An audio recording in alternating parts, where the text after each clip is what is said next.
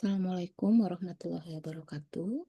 Perkenalkan saya Nindi Nur Aini Fadila. Saya dari Program Studi Informatika dengan NPM 2404010020091. Saat ini saya akan mempresentasikan mengenai ujian akhir komunikasi data di mana berisi dari rangkuman dari sesi 7 sampai dengan terakhir. Di sini terjadi beberapa rangkuman yang saya bisa ringkas, yaitu pertama ada pengantar dan perangkat jaringan. Di sini perangkat jaringan utama ada visi, server, router, switch, modem, dan access point. Jalur komunikasinya bisa berupa wire atau kabel ataupun wireless nirkabel. Jenis kabel terdiri dari coaxial, twisted pair, tembaga, ataupun fiber optik. Lalu bandwidth dan kecepatan transmisi, kapasitas saluran untuk mentransfer data per detik, BPS, KBPS, MBPS, maupun GBPS.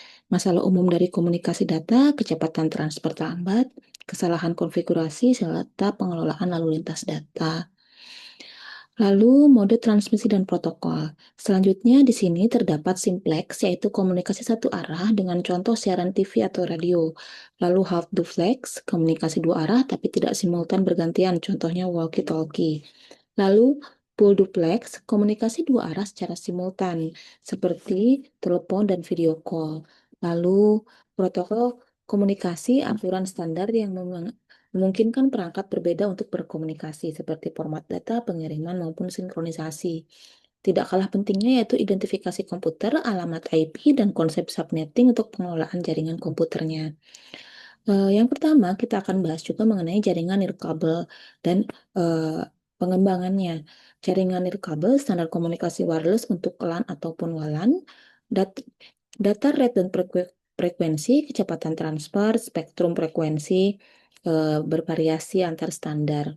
Di sebelahnya kita bisa lihat setiap frekuensi kecepatannya dan maupun dengan spektrum frekuensinya. Area jangkauan indoor sekitar 30-100 meter, kalau outdoor sekitar 100-300 meter, tergantung standar lingkungan. Lalu switching networks. Sirkuit switching atau paket switching di sini, sirkuit switching adalah jalur dedikasi sesama komunikasi, seperti telepon. Lalu paket switching itu dipecah menjadi paket jalur dinamis internet. Node routing dan blocking. Node adalah titik sambungan, routing pemilihan jalur, blockingnya penolakan panggilan versus non-blocking, semua panggilan bisa dilayani. Lalu space dan time division switching. Space division ini adalah slot waktu yang berbeda dalam satu jalur fisik. Lalu control signaling, di sini channel signaling sinyal pada jalur yang sama dengan data, common channel signaling, jalur terpisah untuk sinyal kontrol. Aplikasi yang digunakan untuk circuit switching pada jaringan telepon tradisional, paket switching pada jaringan internet modern. Lalu selanjutnya di sini saya juga merangkum mengenai routing dan paket switching. Operasi dasar store and forward, paket diterima, disimpan, kemudian diteruskan ke node berikutnya.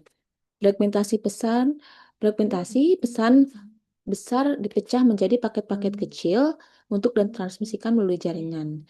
Datagram versus virtual circuit, datagram paket independen, rute berbeda versus virtual circuit, rutenya tetap dan lebih efisien tentunya. Lalu strategi routingnya fixed, floating, random, atau adaptif. Contoh evolusi routing pada ARPANET dan static routing, dynamic routing dengan algoritma di Dijkstra. Lalu selanjutnya adalah multiplexing. Multiplexing di sini terdiri dari frekuensi division multiplexing, time division multiplexing, pulse stuffing and priming, lalu sistem carrier digital and analog.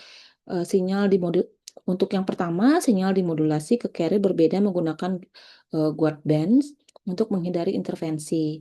Lalu di TDM, slot waktu ditetapkan dialokasikan tanpa mempertimbangkan pemanfaatan. Sedangkan statistical slot waktu dialokasikan secara dinamis berdasarkan kebutuhan. Pada FCFF, teknik untuk sinkronisasi menambahkan bit khusus untuk menjaga integritas data. Sistem carrier digital analog DS1, SONET, SDH, SDN, SDCL menggunakan berbagai teknik multiplexing untuk transfer data melalui infrastruktur telekomunikasi. Lalu selanjutnya ada teknik transmisi data. Di sini terdapat transmisi paralel atau serial. Paralel itu berarti banyak bit secara bersamaan, jaraknya pendek tapi kecepatannya tinggi. Lalu versus serial, satu bit setelah bit lainnya, jarak jauh tentunya lebih ekonomis. Lalu serial asynchronous transmission, start-stop bit untuk tiap karakter, tidak memerlukan clock eksternal, cocok untuk data sporadis. Serial synchronous transmission, blok data synchronize memerlukan clock internal lebih efisien untuk data volume besar. Framing, proses pemingkaian data untuk identifikasi awal dan akhir pesan sinkronos atau karakter asinkronos. Perbandingan keunggulan asinkronos sederhana, mandiri, lalu sinkronos tentunya efisien dengan throughput yang tinggi, paralel cepat dan kompleks, sedangkan serial ekonomis jarak jauh. Data link control, flow control teknik mencegah buffer overflow pada penerima. Stop and wait menunggu konfirmasi, mengirimkan frame berikutnya sliding menunggu konfirmasi. Lalu error detection dan corrective, yaitu parity check, cyclic redundancy check, ARQ, automatic repeat request, teknik optimasi, fragmentasi, piggybacking, error recovery. Lalu selanjutnya ada protokol dan struktur frame. Di sini terdapat beberapa bagian, yaitu HDLC, High Level Data Link Control, mode transfer, lalu LAPB, Link Access Procedure Balance, Frame Relay, LAEP, protokol penyederhana dari X25, ada ATM, protokol dengan cell fix 53 octet, digunakan untuk transmisi data berkecepatan tinggi. Mode transfer, NRM, Normal Response Mode, ABM, Asynchronous Balance Mode, lalu ARM, Asynchronous Response Mode. Kita akan jelaskan mengenai ATM. Arsitektur ATM, User Plane, Control Panel, Management Plan, Logical Connection.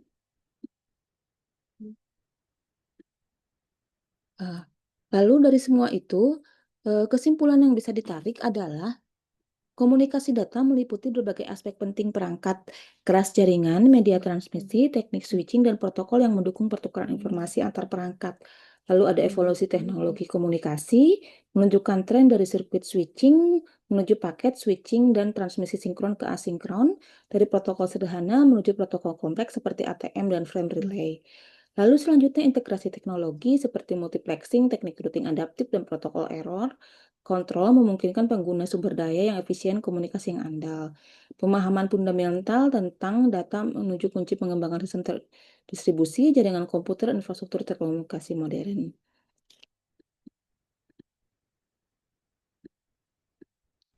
Sekian data yang bisa saya simpulkan dari pelajaran sesi 7 sampai dengan terakhir. Terima kasih. Wassalamualaikum warahmatullahi wabarakatuh.